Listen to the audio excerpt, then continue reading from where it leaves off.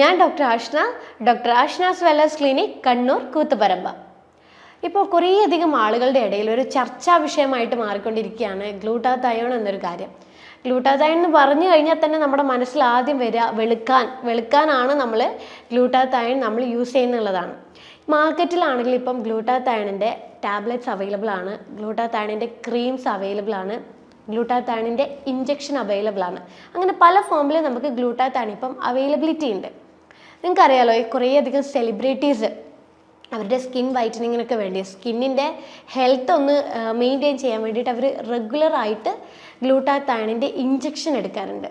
എൻ്റെ ക്ലിനിക്കിൽ വരുന്ന കുറേയധികം ആൾക്കാർ എന്നോട് ചോദിച്ചിട്ടുണ്ട്, ഈ ഗ്ലൂട്ടാതയോൺ ശരിക്കും പറഞ്ഞു കഴിഞ്ഞാൽ പ്രശ്നമാണോ, കഴിക്കുന്നത് കൊണ്ട് എന്തെങ്കിലും സൈഡ് എഫക്റ്റ് ഉണ്ടോ, അല്ലെങ്കിൽ ഇത് കഴിച്ചു കഴിഞ്ഞാൽ വെളുക്കുമോ, ഇങ്ങനെയുള്ള പല ഡൗട്ടുകൾ കുറേയധികം പേഷ്യൻസ് എന്നോട് ചോദിച്ചിട്ടുണ്ട്. ശരിക്കും ഈ ഗ്ലൂട്ടാതയോൺ എന്താണ്?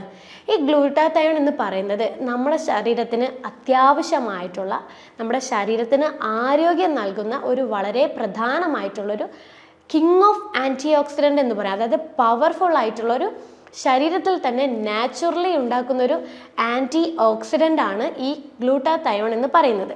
ഈ ഗ്ലൂട്ടാതയോൺ നമ്മുടെ ബോഡിയിൽ, നമ്മുടെ ശരീരത്തിൽ ഉണ്ടാകുന്ന ചില പ്രശ്നങ്ങളൊക്കെ മാറ്റാൻ വേണ്ടിയിട്ട്, അതായത് ഇപ്പം നമ്മുടെ ശരീരത്തിൽ ഹെവി മെറ്റൽസ് എന്തെങ്കിലും ഉള്ളിൽ ചെല്ലുവാണെങ്കിൽ അതിനെ ശുദ്ധീകരിച്ച് കളയാൻ വേണ്ടിയിട്ട് ഈ ഗ്ലൂട്ടാതയോൺ നല്ലപോലെ സഹായിക്കും.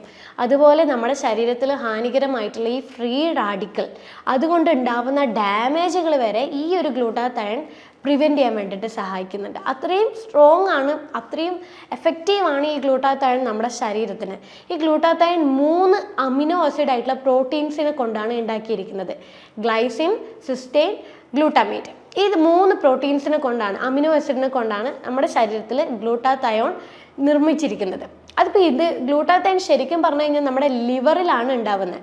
അപ്പോൾ ലിവറിൽ വെച്ചിട്ടുണ്ടാവുന്ന ഗ്ലൂട്ടാതയോൺ നമ്മളെ ബോഡിയിലെ പല കാര്യങ്ങളും ശ്രദ്ധിക്കുന്നതിനും അതുപോലെ പല പ്രശ്നങ്ങളിൽ നിന്നും നമ്മുടെ ശരീരത്തിനെ ഒഴിവാക്കുന്നതിനും വളരെ ബെനിഫിറ്റ് ആയിട്ടുള്ള ഒരു ന്യൂട്രീഷനാണ് ഗ്ലൂട്ടാതയോൺ എന്ന് പറയുന്നത്.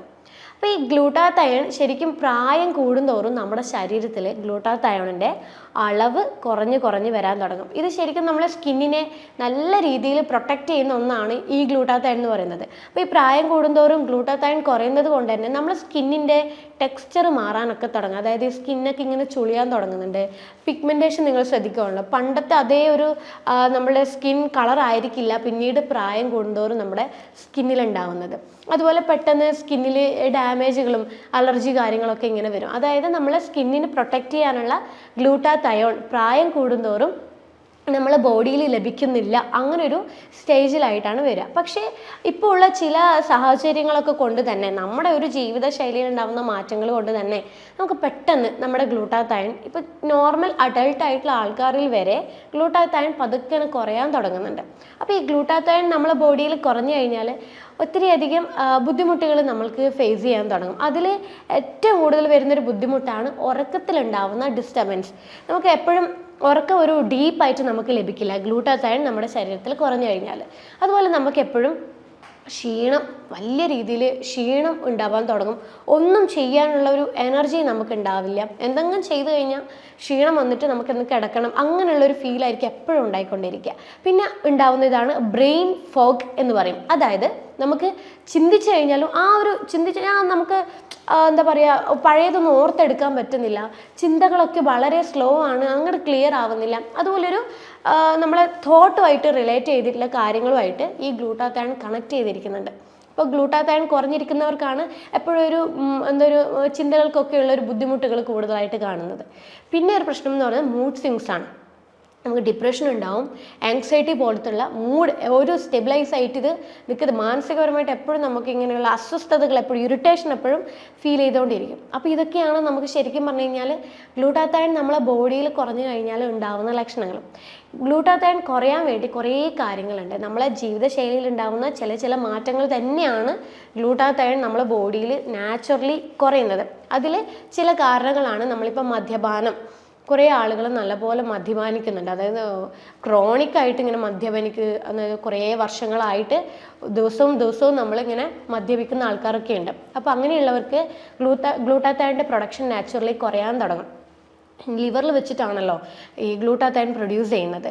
അപ്പോൾ ഈ ലിവറിനെ ഫസ്റ്റ് എഫക്റ്റ് ചെയ്യും. നമ്മൾ ഈ ആൽക്കഹോൾ കഴിക്കുമ്പോൾ ലിവറിൻ്റെ പ്രശ്നങ്ങളൊക്കെ കൂടുതലായിട്ട് വരുമല്ലോ. അങ്ങനെയുള്ളവർക്ക് ഗ്ലൂട്ടാത്തൈൻ നാച്ചുറലി ബോഡിയിൽ കുറയാൻ തുടങ്ങും. പിന്നെ ഈ ലോ കലോറി അടങ്ങിയ ഭക്ഷണങ്ങൾ കഴിക്കുന്നവർക്ക് ഗ്ലൂട്ടാത്തൈൻ ശരീരത്തിലുണ്ടാവുന്നത് കുറഞ്ഞിട്ടാണ് ഉണ്ടാകുക. അതുപോലെ നമ്മൾ ഈ പ്രോട്ടീൻ അടങ്ങിയ ഭക്ഷണങ്ങൾ വളരെ ചുരുക്കം അളവിൽ മാത്രമാണ് നമ്മൾ കഴിക്കുന്നതെങ്കിൽ ആ ഒരു കാര്യം കൊണ്ട് നമ്മുടെ ശരീരത്തിൽ ഗ്ലൂട്ടാത്തൈൻ്റെ പ്രൊഡക്ഷൻ കുറയാൻ തുടങ്ങും. പൊതുവേ ഈ വെജിറ്റേറിയൻസ് ആൾക്കാർക്ക് ഗ്ലൂട്ടാത്തൈൻ്റെ പ്രൊഡക്ഷൻ കുറവായിരിക്കും. കാരണം പ്രോട്ടീൻ വിചാരിച്ച രീതിയിൽ നമുക്ക് ലഭിക്കാത്തത് കൊണ്ട് ഗ്ലൂട്ടാത്തൈൻ നാച്ചുറലി ഉണ്ടാവുന്നത് കുറഞ്ഞു വരും. അതുപോലെ ഇപ്പം നോൺ വെജിറ്റേറിയൻസ് ആയാൽ പോലും നമ്മുടെ ശരീരത്തിന് ആവശ്യമായിട്ടുള്ള ഒരു ഡെയിലി റിക്വയർമെൻറ്റ് കണക്കിന് പ്രോട്ടീൻ കഴിച്ചിട്ടില്ലെങ്കിലും ഗ്ലൂട്ടാത്തൈൻ ശരീരത്തിൽ നാച്ചുറലി കുറയാൻ തുടങ്ങും. അപ്പം നമുക്ക് ഗ്ലൂട്ടാത്തൈൻ നമ്മളെ ബോഡിയിൽ എങ്ങനെ നാച്ചുറലി നമുക്ക് കൊണ്ടുവരാം, സപ്ലിമെൻറ്റ്സ് ഒന്നും ഇല്ലാതെ എങ്ങനെ നമുക്ക് നമ്മുടെ ഗ്ലൂട്ടാത്തൈൻ നമുക്ക് ശരീരത്തിൽ കൂടി നമ്മുടെ ആ ഒരു ആരോഗ്യം നിലനിർത്താനുള്ള ഒരു ആൻറ്റി ഓക്സിഡൻറ്റ് നമുക്ക് ഉണ്ടാക്കാം എന്നുള്ളൊരു കാര്യം നോക്കാം. അപ്പോൾ അതിൽ നമ്മൾ ശ്രദ്ധിക്കേണ്ടത് നമ്മൾ ആദ്യം തന്നെ ഭക്ഷണത്തിലുണ്ടാകുന്ന മാറ്റങ്ങളാണ്. അതായത് നമ്മൾ ഗ്ലൈസിൻ അടങ്ങിയിട്ടുള്ള ഭക്ഷണങ്ങൾ നന്നായിട്ട് ഉൾപ്പെടുത്താൻ വേണ്ടി ശ്രദ്ധിക്കുക. അതായത് mainly non veg, red meat, chicken, പിന്നെ ഈ തൊലിയോട് കൂടിയുള്ള ചില മീനുകൾ, അതായത് നങ്ക്, ചൂര, ഇങ്ങനെയുള്ള തൊലിയോട് കൂടിയുള്ള മീനുകളൊക്കെ നമ്മൾ കഴിക്കുവാണെങ്കിൽ ഗ്ലൈസിൻ എന്ന് പറയുന്ന ഒരു കോമ്പണൻറ്റ് നമുക്ക് ലഭിക്കാൻ തുടങ്ങും. ചിക്കൻ സൂപ്പൊക്കെ ഉണ്ടാക്കി കൊടുക്കുവാണെങ്കിൽ നമുക്ക് ഈ ഒരു ഗ്ലൈസിൻ എന്ന് പറയുന്ന ഒരു ഈ ഫുഡിൽ അടങ്ങിയ ഗ്ലൈസിൻ്റെ സപ്പോർട്ടോട് കൂടി ഗ്ലൂട്ടാത്തൈൻ നാച്ചുറലി ബോഡിയിൽ പ്രൊഡ്യൂസ് ചെയ്യാൻ തുടങ്ങും. പിന്നെ നമ്മൾ ഉൾപ്പെടുത്തേണ്ടതാണ് വിറ്റാമിൻ ബി കോംപ്ലക്സ്, അതായത് വിറ്റാമിൻ B12ഉം ഫോളേറ്റും. ഇത് രണ്ടും നമ്മളെ ശരീരത്തിൽ ഗ്ലൂട്ടാത്തൈൻ്റെ പ്രൊഡക്ഷന് വളരെ നല്ലതാണ്. അപ്പോൾ B12 യൂഷ്വലി വെജിറ്റേറിയൻ ആൾക്കാർക്ക് എപ്പോഴും കുറവായിരിക്കും. കാരണം B12 നമുക്ക് കൂടുതൽ ലഭിക്കുന്നത് നോൺ വെജ് അടങ്ങിയിട്ടുള്ള ഭക്ഷണങ്ങളാണ്. മുട്ട, ചിക്കൻ, മീനുകൾ, ഇങ്ങനെയുള്ള ഭക്ഷണങ്ങളിൽ നിന്നാണ് നമുക്ക് B12 ലഭിക്കുക. അപ്പോൾ B12 നന്നായിട്ട് നമ്മൾ ഭക്ഷണത്തിൽ ഉൾപ്പെടുത്തുന്നത് നമുക്ക് ഗ്ലൂട്ടാത്തൈൻ നാച്ചുറലി ബോഡിയിൽ ഉണ്ടാകാൻ വേണ്ടിയിട്ട് വളരെ നല്ലതാണ്. അതുപോലെ നമ്മൾ ഈ ഫോളേറ്റ് അടങ്ങിയിട്ടുള്ള ഭക്ഷണങ്ങൾ, ഫോളേറ്റും നോൺ വെജിൽ അടങ്ങിയിട്ടുണ്ട്, പക്ഷേ ഏറ്റവും നന്നായിട്ട് അടങ്ങിയിരിക്കുന്നത് ഗ്രീൻ ലീഫി ആയിട്ടുള്ള വെജിറ്റബിൾസിലാണ്. അപ്പോൾ ഈ ഭക്ഷണങ്ങൾ നമ്മൾ ഉൾപ്പെടുത്തുവാണെങ്കിൽ നമുക്ക് ഗ്ലൂട്ടാത്തൈൻ പതുക്കെ നമ്മുടെ ബോഡിയിൽ കൂടാൻ തുടങ്ങും. പിന്നെ ഈ ഗ്ലൂട്ടാത്തൈൻ പ്രൊഡക്ഷനെ ഏറ്റവും നന്നായിട്ട് സഹായിക്കുന്ന ഒരു വൈറ്റമിനാണ് വൈറ്റമിൻ സി.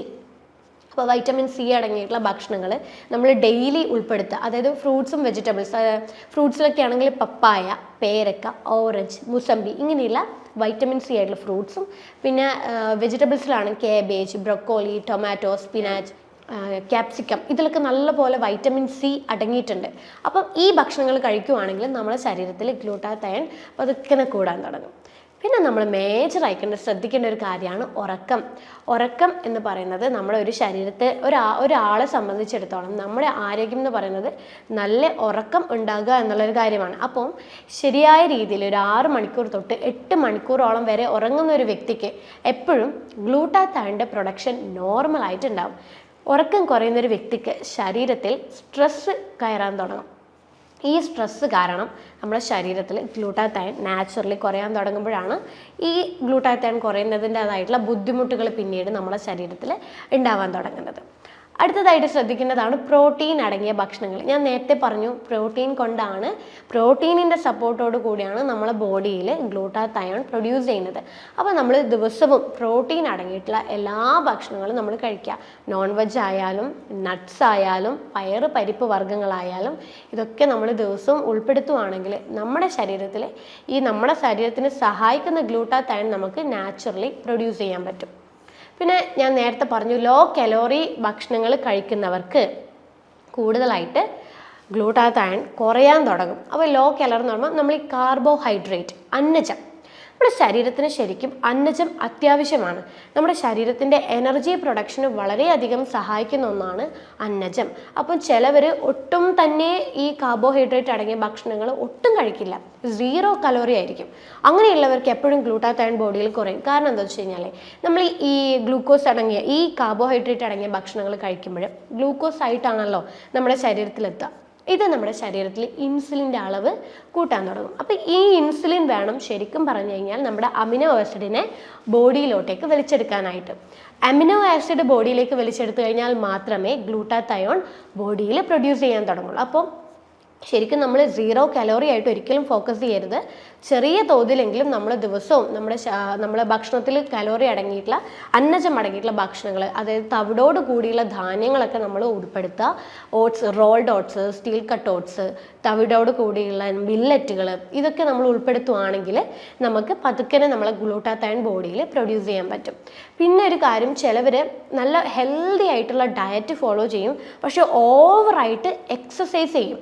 അതായത് നമ്മൾ ശരീരത്തിന് ആവശ്യത്തിനേക്കാളും നമ്മൾ എക്സോസ്റ്റ് ആവുന്ന രീതിയിൽ എക്സസൈസ് ചെയ്യും.